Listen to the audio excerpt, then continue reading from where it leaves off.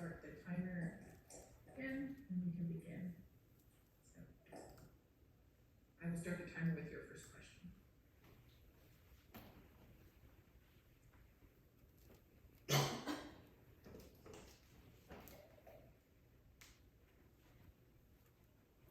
So yeah, so I'll jump in there. So what was your budget for this project, and how did this influence, the choices that you made as far as the different components, and pieces that you chose? So our budget was $50, and our device is $49.99. That's how much we spent on it. And when we had to buy our sensors, we need to make sure we only got what we needed, and we had to put a lot of planning into our device first to make sure we didn't get something else and be like, oh, that's not working with the board, or that's not compatible with the board, and stuff like that when we were buying stuff, so we didn't go over our budget. And also we wanted to keep in mind that we had like specific functionalities that we wanted the sensors to have, but at the same time we have to keep the budget in mind, so we put a lot of research into that. What drove you to choose your Arduino microprocessor, or did you try any others, and why did you select Arduino? What were your Well, most of our sensors are Arduino based, so we had the Arduino board, and so yeah, due to the time constraint, we decided to stick with just Arduino.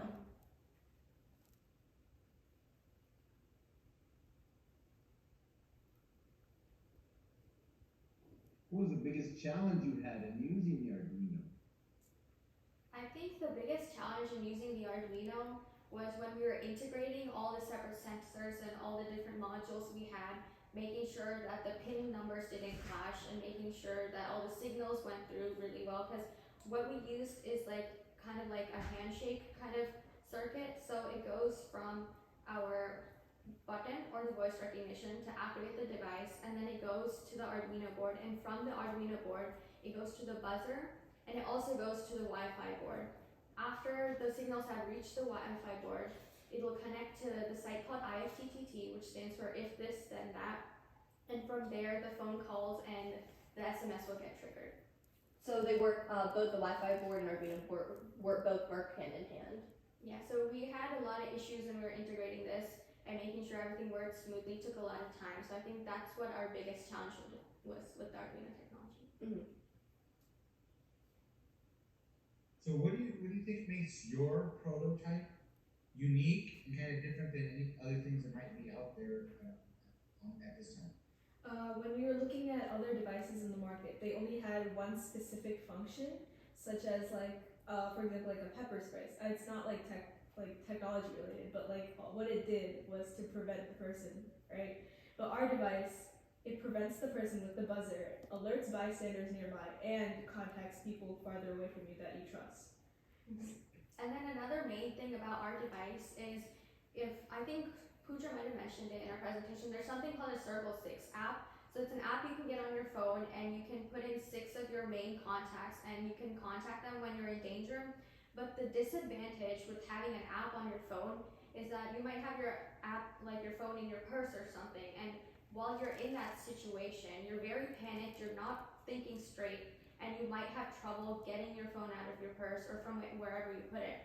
With Heart, it's just with you right there, the button is right there, all you have to do is press the button. So that's a good advantage of Heart too. And Heart, it's much more easier to get the help that you need by just pressing the button instead of trying to go into your bag and getting the phone out and trying to call them too. Did you keep a design notebook, and can you share that with us? We have the guidebook, and we also have notes that we did online. So we had an agenda, and we would have we would have a list being like, we want to get this done today, and then we'd write down what we did get done, and we were like, okay, what do you want to get done next time we meet up? Yeah, we kept everything virtual because we couldn't really meet that many times together because of the pandemic and our restrictions, so we kept our notebook online this year. We can share our screen to show it to you if you'd like. Please. Okay, just give us a moment to pull it out. Yeah.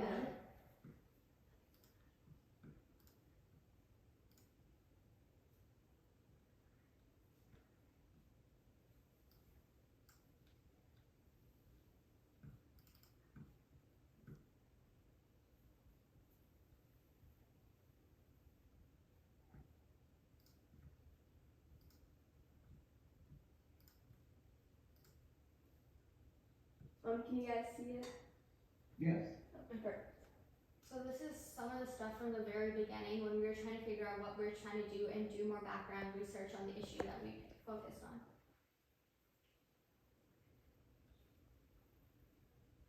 Here, you saw this earlier too, but this is like some initial designs that we had in mind.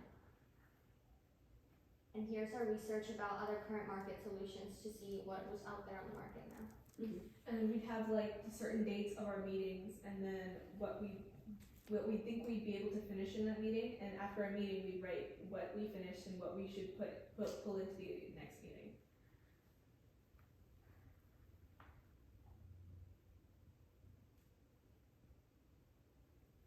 Do you guys have any more questions for us? Thank you. Well, how did you find it working remotely? What were some of the problems that you had? How did you overcome them? And what are your thoughts about the remote working conditions because of I feel the like, times that we're going to? oh, sorry. I feel like working remotely, it was for surely harder than it would be if it was in person, since there's a lot of like communication barriers where like sometimes, where like we would have to do in-person like device building, but like it was harder to do, so one person would have to do it and all the rest of us would have to work on like the code while one person's working on the hardware, or two people would have to come in person and work. So like there was like those kinds of issues, but we overcame them. Yeah, and communication wise too, it was like hard to keep track of all the emails we were getting, and with our teacher too, we had to talk to him over something called Bootly, which is like a chat that our school uses, and it was hard to see if like, oh, did he read our message, when is he gonna respond, and stuff like that. Excellent. So could you expand upon the inequity that you guys are addressing with this? I know there's the you mentioned kind of gender and wealth, but I wanted to see if you could go into a little bit more detail about that. So we chose to do, our main focus is gender inequity, and throughout our presentation we focused on sexual assault, and that commonly happens more with women. It does happen with men too, but it's more common with women. Like I said in the beginning, one in three women are sexually assaulted at least once in their lifetime, and it happens a lot for teenagers too.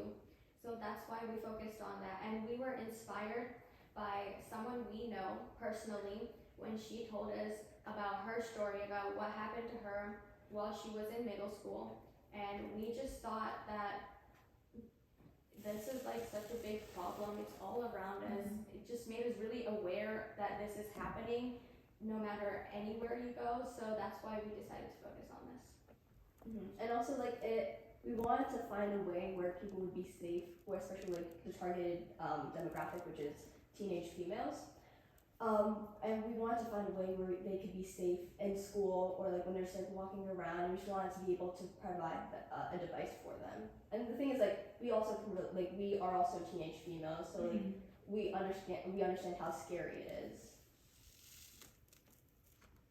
You saw your demonstration, and maybe I missed it. What was the final prototype that you did decide to implement? We decided to do our third iteration where we have 3 contacts, 2 user-chosen contacts and the police station, and then all 3 will receive a phone call which has a message for help in it, and then also receive an SMS text message which has the user's GPS coordinates. And how did in the testing of your third prototype, your third iteration, did you find it difficult dealing with to test the effectiveness and to test its usability? Did you find it difficult in contacting, say, the police to let them know that you were demonstrating or you were prototyping the product? So what we did is we used one of our phone numbers, because this is a prototype, as a sample police station, because while we're testing it, we don't want them to get all these phone calls and disturb their like daily thing too. So we just placed one of our phone numbers as like a sample. Yeah, then we tested that. And then it's easily customizable, so we can just go back into the code and quickly change it. If we can actually contact and like work with the police station, then we can just change the phone number to the correct number.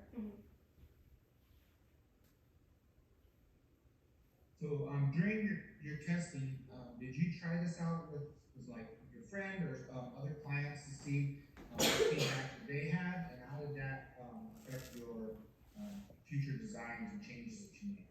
Yeah, so we did like our testing our device, and like we said, we had to keep everything virtual. So we met with our client and we showed her everything, and we showed her how everything works and how to activate it and the phone call. And she gave us some feedback, and she told us that this would have been really helpful to her. And she gave us a few additional comments that we also took into consideration Mhm. for our final iteration. And like a couple of things that she said was like maybe add like a camera as like evidence for like since like a lot of people be that like a lot of people don't believe the victim, but like this gives them the proof.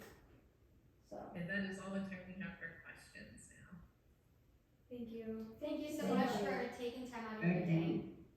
Great, Yeah, Thank Yeah. you. very good. Thank you guys. thank you. Thank you.